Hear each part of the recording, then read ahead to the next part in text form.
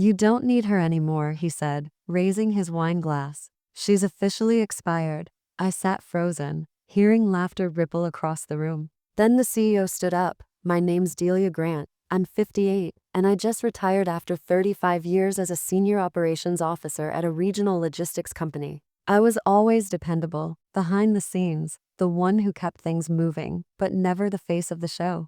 My husband? A flashy consultant 10 years younger than me. Everybody loved him until they watched how he treated me. I didn't come from luxury. I worked nights, missed weekends, and climbed every damn rung with blistered hands. I don't have kids, just nieces and nephews who barely know my name. My dream was simple. I wanted to retire with peace, maybe write a little poetry, maybe travel somewhere I'd never been. I wasn't rich or glamorous, but I had something they didn't expect. Something I'd been building in silence for nearly a decade, while everyone around me assumed I was just filling out spreadsheets and filing reports. They looked past me because I never demanded attention. That was their mistake, not mine. I learned a long time ago that the people who talk the loudest usually have the least to say. And the ones who stay quiet, they're the ones you should be watching. Nobody was watching me. That's exactly how I wanted it. If you've ever felt underestimated because you weren't the loudest in the room, hit that subscribe button. I want to hear your story in the comments. There's strength in quiet success. Share your truth below and click hype so others like us can find this. The retirement dinner was held at the Grand Avalon Hotel downtown. Big ballroom, white tablecloths, crystal glasses catching the chandelier light. The company had pulled out all the stops for me. 35 years is no small thing, and the turnout reflected that. Co-workers I hadn't seen in a decade showed up. Old managers, junior staff I'd trained, even a handful of executives from the regional board flew in. The smell of roasted lamb and fresh bread filled the air, mixing with perfume and cologne from 100 dressed-up guests. It should have been the proudest night of my life. My husband, Chris, was in rare form. He worked the room like a politician, shaking hands, cracking jokes, telling everyone about our next chapter, how we'd travel, how we'd finally enjoy life. But I noticed something small that stung more than it should have. He barely touched my hand once. Not during dinner, not during the toasts, not even when people congratulated us together. He smiled at me like I was a colleague, not a wife. When dessert arrived, little chocolate soufflés with gold leaf on top, Chris clinked his glass and stood up. He had that grin, the one that charmed boardrooms and cocktail parties. The room quieted. I expected something sweet, maybe even something that would make me cry in a good way. Instead, he blindsided me. Delia's retiring from the company, he announced, his voice carrying across every table. And from our marriage, I'm filing for divorce. The room went cold. Collective gasps first, then nervous chuckles from people who were sure it was a joke. It wasn't. His smile didn't waver. She's done. Let's be honest. She's not the woman I married. I need someone who still has ambition. A few executives laughed awkwardly. Others looked genuinely horrified. My own boss, seated 2 tables away, motioned to stand up, his face tight with anger. But I couldn't speak. My face was burning. My throat closed. The sound of forks clinking against plates felt deafening. I looked for a door, any door, just to escape. But then, out of nowhere, the CEO interrupted. He stood slowly from the head table, buttoning his jacket with calm precision. It was almost like he'd expected this to happen. And what came next changed everything. The days after that dinner were the darkest I'd felt in years. The humiliation clung to me like wet clothing I couldn't peel off. But the betrayals didn't stop at that ballroom. They kept coming, each one worse than the last. Betrayal number 1 hit me the very next morning. Chris had moved into a condo, not just any condo. The retirement condo we had purchased together just 1 week before the dinner. He'd already changed the locks. When I drove over, his car was parked in the spot we'd picked out together, the one near the little garden with the jasmine bushes. I stood outside and smelled that jasmine, and it made me sick. He hadn't told me, hadn't warned me. He just took it. Betrayal number 2 surfaced a few days later. I learned through a mutual friend, someone who could barely look me in the eye while telling me, that Chris had been secretly dating his assistant, a woman named Renee, a woman I had personally mentored 6 years ago when she was fresh out of college and couldn't figure out how to format a budget proposal. I taught her how to present to executives. I coached her through her first performance review, and she repaid me by sleeping with my husband. The third betrayal was financial. Chris blocked my access to our joint accounts. Every single one. Checking, savings, the investment account we'd built together over 15 years. When I called the bank, they told me he'd submitted paperwork claiming sole authority. His reasoning? I wouldn't need to worry about money anymore since I was retired. As if retirement meant I stopped existing. I started hearing rumors from coworkers too. People told me quietly, in parking lots and over coffee, that Chris had been making friendly overtures to one of the board members, cozying up, positioning himself. Even at work, in my final days of wrapping up projects, some people whispered that I'd gotten soft, that I wouldn't survive retirement, that maybe Chris was right, maybe I really had lost my edge. But I didn't break.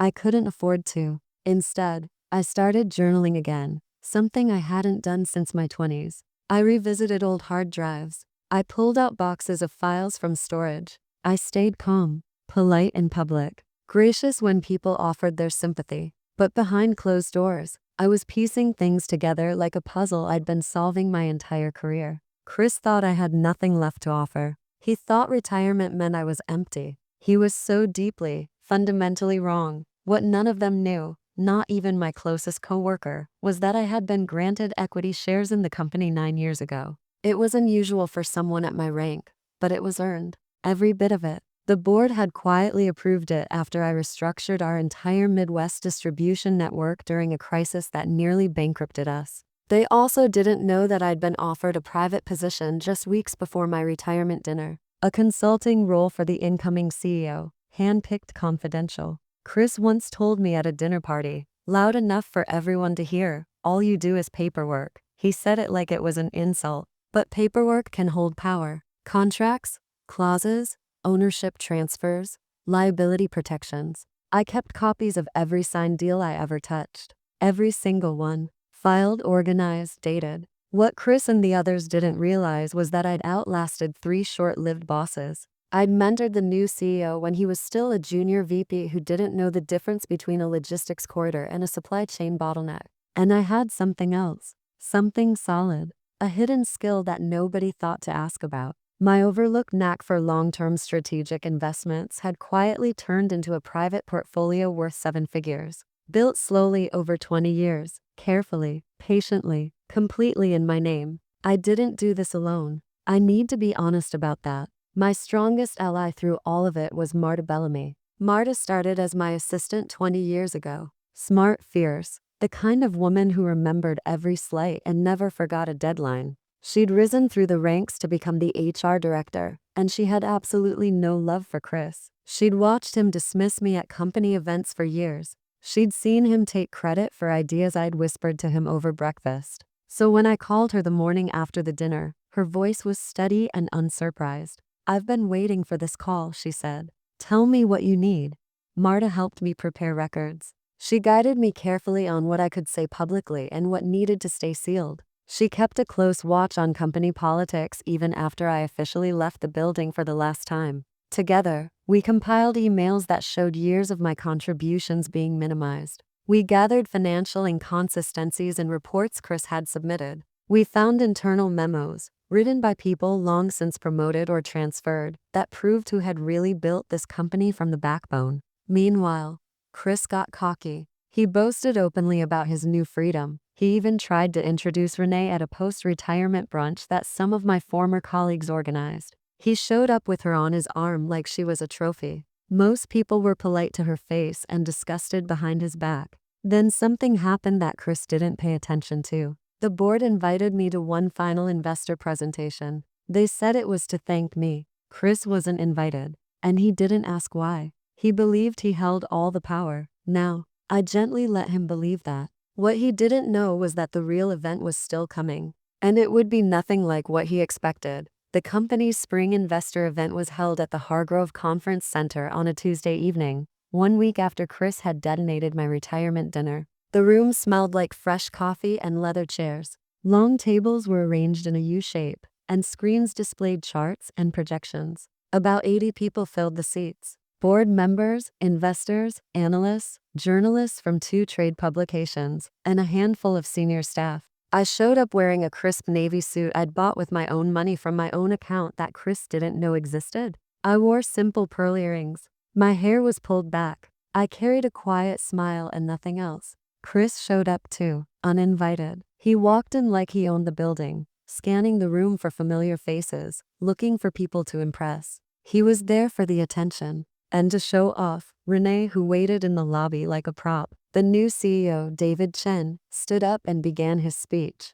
He talked about the company's trajectory, the challenges ahead, the opportunities in emerging markets. It was polished, confident, forward-looking. But 5 minutes in, he paused. He set down his notes. He looked directly at me. "We can't talk about this company's future without honoring someone who helped shape its foundation," David said, "and who still owns a meaningful portion of it." He waved his hand toward me. The crowd applauded. I saw Chris at the back of the room. His face went pale. He looked like he'd swallowed a fork. Then David dropped it. "Delia's investments and strategic forecasting saved us during the 2020 downturn. Her silent holdings include 12% of the company's private shares. She is one of our most significant individual stakeholders." Gasps filled the room. Phones came out. Investors turned in their chairs to look at me. "Wait, what?" Chris stuttered, pushing past 2 people and storming toward the front. "That's community property. That's our money."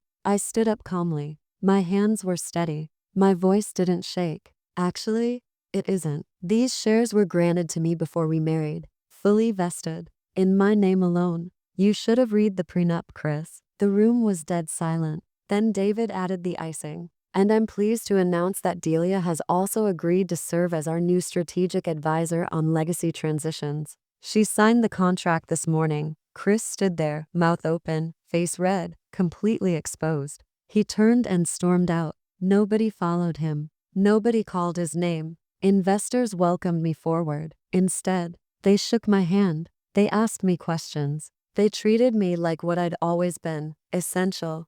I didn't just walk away with dignity. I walked away with power I'd built myself, brick by brick, year after year, in silence. The divorce proceeding? Smooth. Chris tried to contest everything. He hired an aggressive attorney. He filed motions, demanded audits, threw every legal tantrum he could think of. But that prenup held like steel. Every clause was airtight. His new girlfriend, Renee, gone within a month. Once she realized she wouldn't be living the retired executive wife fantasy she'd imagined, she packed her things and disappeared. I almost felt sorry for her. Almost. My old team formed a new department under my advisory role. Remote, flexible, built around the institutional knowledge only decades of service can provide. I still write poetry on weekends. I finished 3 poems last month about jasmine and silence and starting over. And at every investor meeting now, people know my name. They say it with respect. I was never just a woman behind the curtain. I was the one designing the entire blueprint. If someone ever humiliated you at a milestone that was supposed to celebrate you, I see you. Retirement, birthdays, weddings, graduations. Those moments matter. They're supposed to be yours. If someone tried to strip your worth in front of others, if they turned your proudest day into their power play, you're not alone. Share your story in the comments if you've been publicly embarrassed or betrayed like this. Subscribe to this community because we lift each other up here. Click hype to help this story reach others who need to hear it. Your story has power. If you felt a connection to mine, please subscribe and share your journey in the comments. Every hype you give this video helps empower someone else who is sitting quietly, building something extraordinary when nobody is watching. Thank you for being here and for listening.